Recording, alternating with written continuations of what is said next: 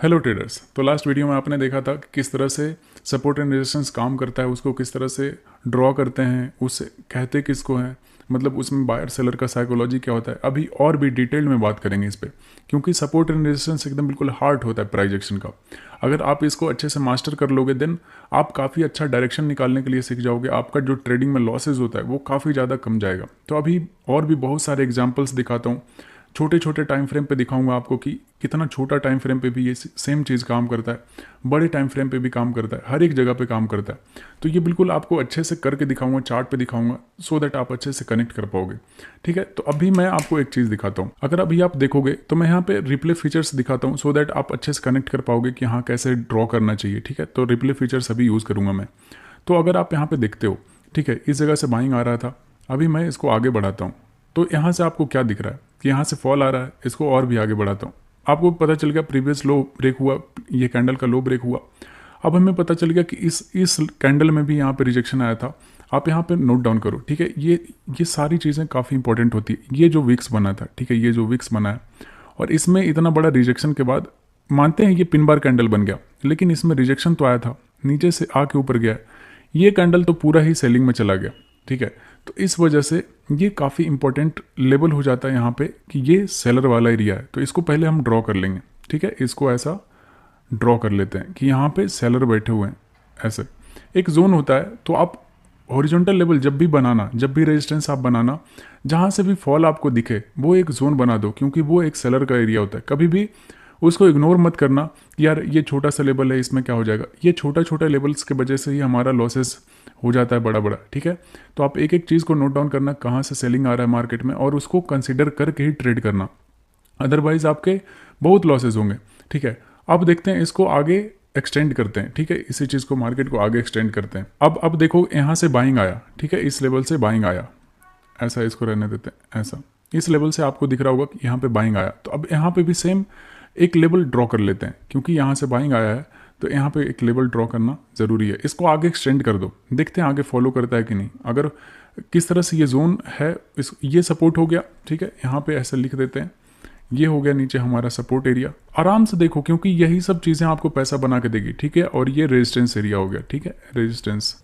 अब यहाँ से आगे मार्केट को एक्सटेंड करते हैं। अब देखोगे एग्जैक्टली यहाँ से मार्केट आया, सेम जोन पे ट्रेड कर रहा है। अब आपको क्या करना चाहिए, ये ड्राइंग को डिलीट करते हैं। ठीक है, आपको मैं लेवल्स बना के देता हूँ, सो दैट ये, तो मैं यहाँ पे एक जोन बना देता हूँ। वो ड्राइंग बार बार इधर उधर हो रहा था, तो ये अगर ट्रेडिंग व्यू का यूज़ करेंगे तो ये कहीं पे भी चार्ट ऊपर नीचे करें तो ये इधर उधर नहीं जाएगा, ये सेम लेवल पे रहेगा।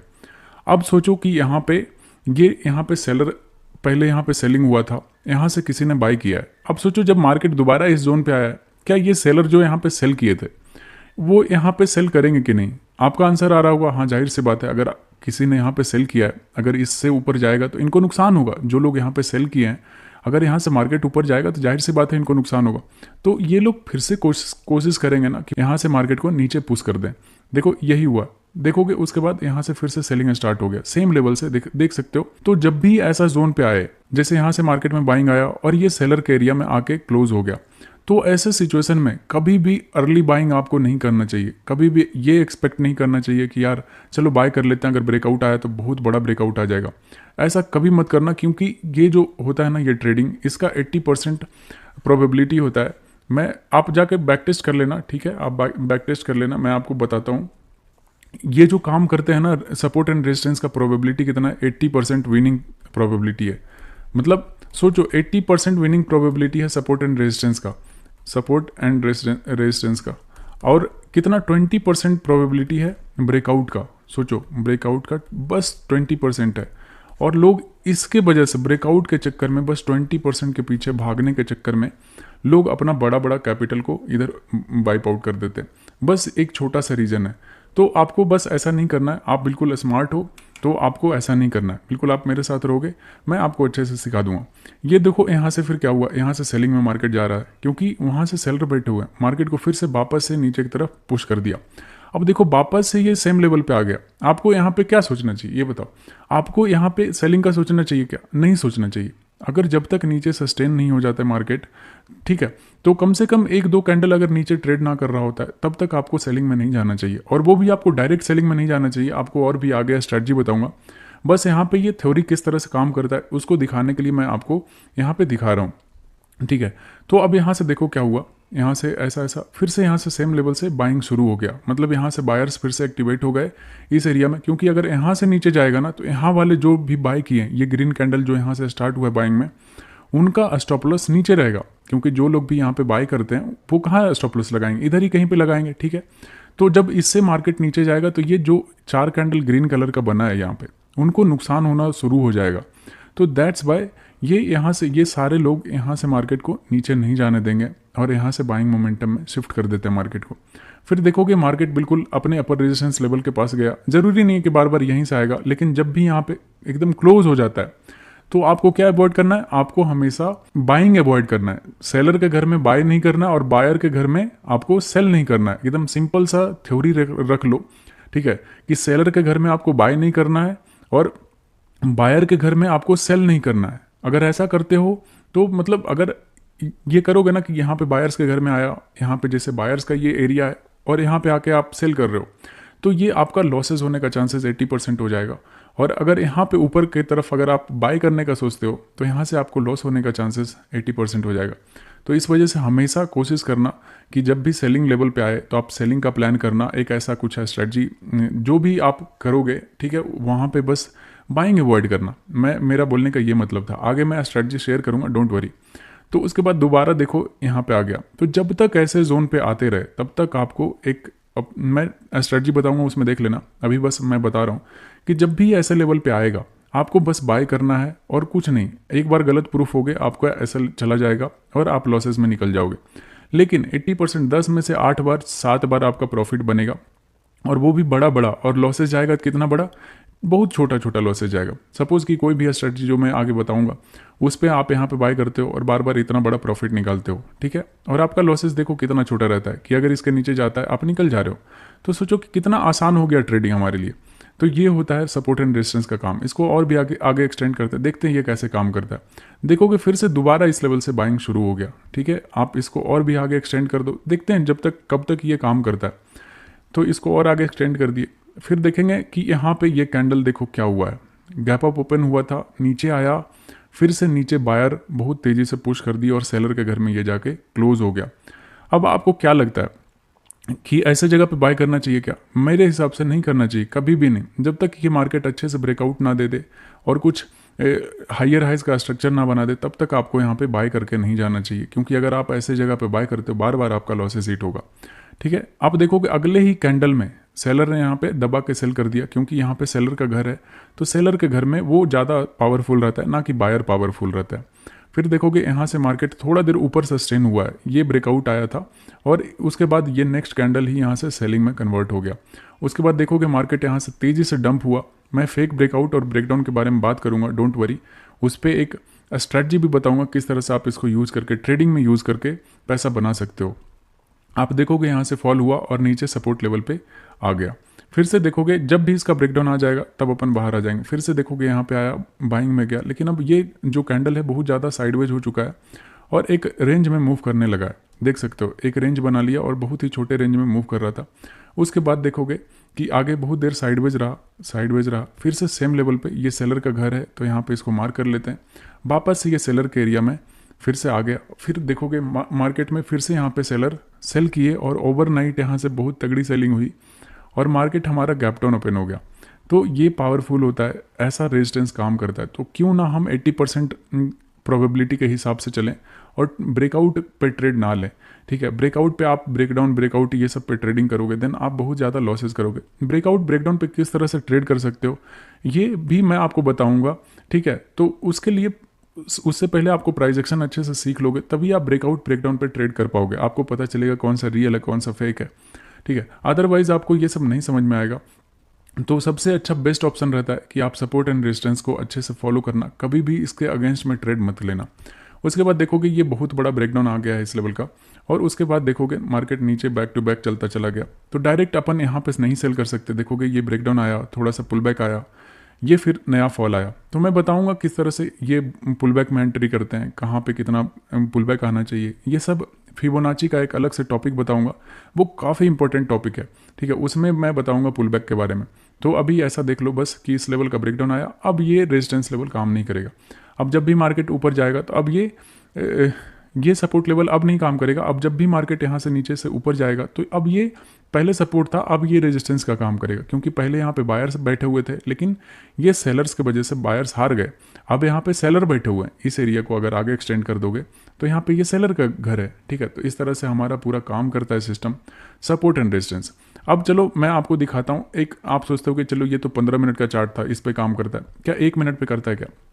चलो रैंडम कहीं पे भी लेके चलते हैं आज का, चलो यहाँ पे लेके चलते हैं रैंडम जगह पे। 1 मिनट पे चार्ट आपको खोलता हूँ, देखना आप 1 मिनट पे किस तरह से ये चार्ट काम करता है। सपोर्ट एंड रेजिस्टेंस बहुत अच्छे से काम करेगा। आप यहाँ पे देखो एकदम बिल्कुल ऐसा कहीं से भी बोलोगे वो जगह मैं मार्क कर दूंगा। ऐसा एक जोन होता है, ऐसा नहीं होगा कि बिल्कुल कोई भी पिन पॉइंट एक जगह से मार्केट गिर रहा है। आप देखो यहाँ पे 1 मिनट पे इस जगह पे कैसे फॉल आता है। यहाँ पे देखो पहले यहाँ से फॉल आया था, वापस से मार्केट इधर साइडवेज रहा, धीरे धीरे ऊपर करके यहाँ वापस चला गया, ठीक है। यहाँ पे देखो सेलर के घर में आया और बहुत तेज़ी से यहाँ पे किसी ने सेल ऑर्डर दबा दिया और मार्केट में फॉल आ गया। सेम ऐसा ही काम करता है। यहाँ पे देखोगे ये जहाँ से भी बार बार एक बार भी सेलिंग आया, आप इसको पकड़ो और आगे एक जोन को ऐसे एक्सटेंड कर दो। ये आगे चल के अगर काम किया देन इट्स गुड, अगर नहीं काम किया तो समझ लेना कि वो उसमें पावर नहीं था। आप देखो कि यहाँ से फॉल हुआ, यहाँ से फॉल हुआ, यहाँ से फॉल हुआ, एक बार भी फॉल हो रहा है ना तो उसको फॉल कंसीडर करना, क्योंकि वहाँ कोई तो था जो सेल ऑर्डर लगाया, तो वो एक आदमी को भी कंसीडर करके चलना। अब देखोगे फिर से यहाँ से तीसरी बार यहाँ से गिरा, देखो यहाँ से 4th टाइम फिर ये थोड़ा अर्ली सेलिंग आ गया, वापस से यहाँ सेम लेवल पे आया इस लेवल पे और यहाँ से सेलिंग कंटिन्यू कर दिया। तो इस तरह से हमें सेलिंग और बाइंग लेवल निकालने होते हैं। जैसे आप देखो सपोर्ट कैसे निकालते हैं, वो तो रेजिस्टेंस का देख लिए। यहाँ पे देखो क्या हुआ है, यहाँ से बाइंग हुआ था तो अपन इसको बना के आगे एक्सटेंड कर दिए। इस तरह से लेवल्स निकाले जाते हैं, ठीक है। इसको ऐसे बनाओ और आगे एक्सटेंड कर दो। उसके बाद देखोगे मार्केट जब यहाँ पे आया पुल बैक करके, और उसके बाद देखो यहाँ से कितना अच्छा बाइंग आया था, ऊपर यहाँ पे सेलर है और यहाँ से बायर है। लेकिन इस कैंडल में देखो ब्रेकडाउन आ गया। ब्रेकडाउन आते से ही क्या होता है ना कि बहुत सारे लोग सेल करना शुरू कर देते हैं। तो जब वो सेल करते हैं तो यहाँ पे मार्केट देखो, क्योंकि रिटेलर्स में उतना पावर नहीं होता है, ठीक है। तो वो सारे रिटेलर्स जितने भी नूब प्लेयर होते हैं वो यहाँ पे सेल करते हैं, और जितने भी स्मार्ट पीपल होते हैं जिनके पास पैसा ज़्यादा होता है वो यहाँ पे बाइंग करते हैं, क्योंकि वो लेवल्स पे ज़्यादा काम करते हैं, ना कि ब्रेकडाउन ब्रेकआउट पे।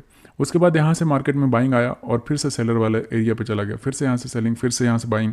तो यही होता है, हर एक जगह काम करता है। आप कहीं से भी देख लो, आप कोई भी जगह उठा लो, ठीक है, एक छोटा से छोटा लेवल को मार करके देख लो। आप यहाँ से देखोगे एक कैंडल में रिजेक्शन, ये ध्यान से देखना, बहुत लर्निंग वाला चीज़ है। यहाँ से एक सेलिंग कैंडल साइडवेज, फिर से सेम लेवल से सेलिंग सेलिंग सेलिंग, हर एक कैंडल में इस लेवल से रिजेक्शन है। इसको ऐसे बनाओ, ठीक है, और यहाँ से आगे एक्सटेंड कर दो। अब देखोगे ये लेवल थोड़ा छोटा से छोटा लेवल काम करता है, ठीक है। ये पुल बैक नीचे गिरा, फिर से देखो ऊपर आया बहुत मोमेंटम में, लेकिन इस कैंडल में देखो वापस से यहाँ से सेलिंग में कन्वर्ट हो गया। तो इस तरह से हमारा काम करता है मार्केट। अब सोचो कि ये छोटे से छोटे जो सपोर्ट रेजिस्टेंस लेवल होते हैं ये कितना ज़्यादा काम करते हैं। आप सोचो कि यहाँ पे एक यहाँ से बाइंग आया था, आप इसको बस एक ऐसे पकड़ो और आगे जोन एक्सटेंड कर दो। देखो यहाँ से बाइंग आया था, दोबारा जब फॉल हुआ इस लेवल से, सेम लेवल से किसी ने बहुत बड़ा ऑर्डर पंच किया, तब ये इतना बड़ा कैंडल बना था। तो ऐसे ही काम होता है, ठीक है। ऐसे ही प्राइस एक्शन को रीड करते हैं और ऐसे ही अच्छे अच्छे लेवल्स को निकालते हैं।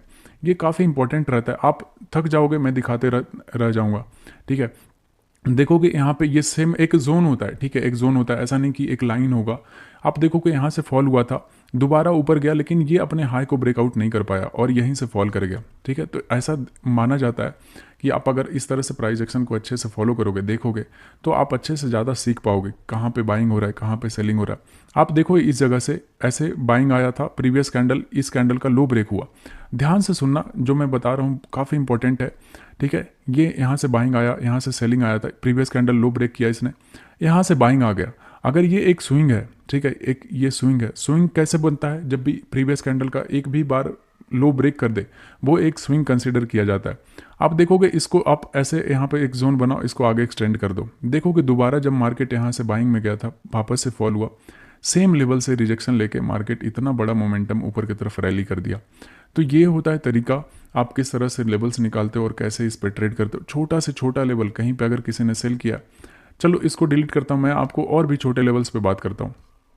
सोचो कि यहाँ पे इस कैंडल में रिजेक्शन है, ठीक है, इस कैंडल में विक्स बना हुआ है ऊपर से और यहाँ से फॉल किया, इस कैंडल में नहीं है, लेकिन इस कैंडल में सेलिंग हुआ है, इस कैंडल में सेलिंग हुआ है। तो आपको ये पता चल रहा है कि एक कैंडल, दो, तीन, चार कैंडल मिल के भी ये लेवल को नहीं गिरा, मतलब ऊपर की तरफ निकाल पाया। तो ये तो काफ़ी यहाँ पे सेलर बैठे हुए, तो बस ऐसा जोन बनाओ, इसको आगे एक्सटेंड कर दो। आप अगर ऐसा देखोगे, देखो यहाँ पे क्या हुआ कि मार्केट यहाँ से कितना तेज़ी से फॉल हुआ और देखो टारगेट कैसा मिलता है, ठीक है। तो इस तरह से आप लेवल्स निकालने के लिए सीखते हो और सपोर्ट एंड रेजिस्टेंस काफ़ी इंपॉर्टेंट टॉपिक है। तो अगर आप ऐसा देखोगे, यहाँ पे सेलिंग जोन आया, यहाँ पे आप इसको बस ऐसे एक्सटेंड कर दो, ठीक है। आप यहाँ पे देखो, एक चीज़ देखो यहाँ पे कैसे इस कैंडल में देखना, इस विक्स को मिला के आप बस इसको एक्सटेंड कर दो ऊपर की तरफ, आगे तरफ। तो आपको कैसा दिख रहा होगा? आपको ऐसा दिख रहा है कि यहाँ से सेलिंग आया, फिर यहाँ से बाइंग आया। आप इस लेवल पे देख रहे हो बाइंग आ रहा है, क्यों बाइंग आ रहा है, ठीक है, मैं आपको दिखाता हूँ इस लेवल पे बाइंग क्यों आ रहा है। देखोगे ये एक स्विंग था, ठीक है, यहाँ से ब्रेकआउट, मतलब प्रीवियस कैंडल, ये रेड कैंडल का, ये कैंडल ग्रीन वाला कैंडल प्रीवियस कैंडल के लो को ब्रेक किया था, मतलब ये एक स्विंग है, ठीक है। इस तरह से मार्केट ऊपर गया था। मैं अच्छे से छोटे लेवल पे आपको दिखाता हूँ, अदरवाइज आप कनेक्ट नहीं कर पाओगे। देखोगे यहाँ से बाइंग आया, ठीक है, ये रेड कैंडल बना, ठीक है, और ये ग्रीन वाले कैंडल को देखना, ये कैंडल को, ठीक है, ये प्रीवियस कैंडल का लो ये था और इसका लो ये है। आपको दिख रहा होगा कि ये कैंडल इस कैंडल के लो को ब्रेक कर दिया, तो ये एक स्विंग कंसिडर किया जाता है। 1 मिनट के चार्ट पे देख रहे हैं, दैट्स वाई। अगर यही चीज़ आप 5 सेकंड के चार्ट पे देखोगे तो ये बड़ा सा पुल बैक दिखेगा आपको। फिर यहाँ से एक इम्पल्सिव मूव ऊपर की तरफ लगाया था। तो ये जो जोन होता है, ठीक है, आप इसको इस तरह से ड्रॉ करोगे तो ये एक बायर्स का एरिया हो जाता है। जब भी कोई स्विंग मिलता है आपको, तो उसको आप कंसीडर करो बायर्स का या फिर सेलर का, कुछ भी स्विंग मिलता है तो उस बेसिस पे यहाँ पे आपको दिख रहा होगा। अभी डिलीट करते हैं और आपको दिखाते हैं ये वाला। हाँ, तो इस तरह से यहाँ पे देखोगे कि यहाँ से सेलिंग आया था, मतलब यहाँ से बाइंग आया था, तो इसको ऐसे एक्सटेंड करके ऐसा एक जोन बना दिए, ठीक है। इतना बड़ा नहीं बनेगा, छोटा जोन बनाया करो। तो इस तरह से आप अगर देखोगे, यहाँ से बाइंग आया था, यहाँ से मल्टीपल टाइम यहाँ से रिजेक्शन ले रहा है, अगर किसी लेवल को बार बार ब्रेक नहीं कर पा रहा है, वो एक इंपॉर्टेंट सपोर्ट जोन काम करता है, वो बायर्स का एरिया हो जाता है। अगर कोई चीज़ बार बार आप कोशिश करो कि ये टूट जाए टूट जाए टूट जाए, लेकिन नहीं टूट रहा, मतलब वो क्या है, स्ट्रॉन्ग है। दैट्स वाई यहाँ पे बहुत बार देखो 4 5 5 6 कैंडल ट्राई किया, लेकिन यहाँ से नहीं गिरा। उसके बाद ये पिन बार कैंडल बना और यहाँ से मार्केट शूट कर गया ऊपर की तरफ। तो स्कैल्पिंग में हम सब यही सब देखते हैं, यही सब चीज़ों को फॉलो करते हैं और अच्छे अच्छे ट्रेड्स निकालने का कोशिश करते हैं, ठीक है। तो यहाँ से देखो मार्केट ऊपर गया और ऊपर फिर से सेम लेवल से यहाँ से फॉल आया था। तो देखोगे इस कैंडल में एकदम बिल्कुल सेलर के घर में ही क्लोजिंग हुआ था इस ग्रीन वाले कैंडल का, लेकिन अगले ही कैंडल में देखो ये पूरा मार्केट को डंप कर दिया। इस तरह से होता है। आप छोटे से छोटे लेवल्स को निकालने के लिए सीखो। ये जितने भी मेजर लेवल होते हैं काम करते हैं, यही इसी के बेसिस पे अपन प्राइस एक्शन, अगर इसको देखो आगे एक्सटेंड करोगे ना, सेम लेवल से देखो कितना बड़ा फॉल आया था। तो ये सारे लेवल्स बहुत अच्छे से काम करते हैं, आपको बस ये सही से निकालने के लिए आने चाहिए। अभी देखो सपोर्ट एंड रेजिस्टेंस इतना अच्छा टॉपिक है, आप जितना ज़्यादा इसमें टाइम दोगे उतना ज़्यादा इसमें परफेक्शन आएगा। आप जितना ज़्यादा इसको बैक टेस्ट करोगे, कैंडल चार्ट ओपन करो और बैक टेस्ट करो, इसको देखो कि सपोर्ट एंड रेजिस्टेंस कैसे काम करता है, इसके पीछे का साइकोलॉजी, बायर और सेलर का जो माइंडसेट होता है ना, उसको समझने का कोशिश करो। मैं तो बिल्कुल अच्छे से सिखा दूंगा, डोंट वरी। मैं बायर और सेलर का पर्सपेक्टिव अच्छे से सिखाने वाला हूँ आगे आने वाले वीडियोज़ में। अभी मैं बस ये इससे सपोर्ट एंड रेजिस्टेंस कैसे काम करता है ये मैं बता रहा हूँ, बाकी साइकोलॉजी और भी अच्छे से बताने वाला हूँ। बायर किस तरह से सोचता है, सेलर किस तरह से सोचता है, तो आपका साइकोलॉजी और भी बहुत ही अच्छा हो जाएगा, बेहतरीन हो जाएगा, ठीक है। तो आई होप आपको ये काफ़ी अच्छा से समझ में आ रहा होगा। अब जो नेक्स्ट टॉपिक है, जो सबसे मेन मतलब प्राइस एक्शन का नेक्स्ट जो बहुत इंपॉर्टेंट टॉपिक है, वो है ट्रेंड लाइन। उसके बारे में मैं आपको नेक्स्ट वीडियो में बता